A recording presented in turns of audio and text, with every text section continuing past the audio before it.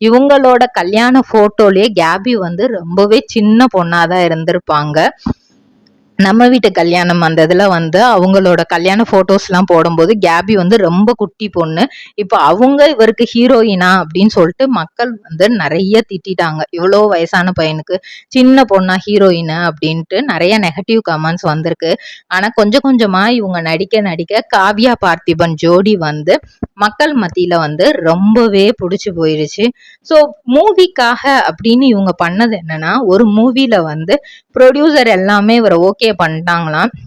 Okay பண்ணி கிட்டத்தட்ட அந்த படத்துக்காக உடம்ப பயங்கரமா குறைச்சிருக்காரு. 6 பேக்ஸ் அந்த மாதிரிலாம் வச்சு ட்ரை பண்ணியிருக்காரு.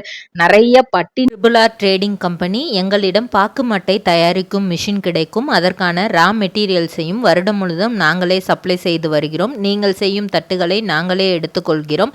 அதற்கான லோன் வசதியும் செய்து தருகிறோம்.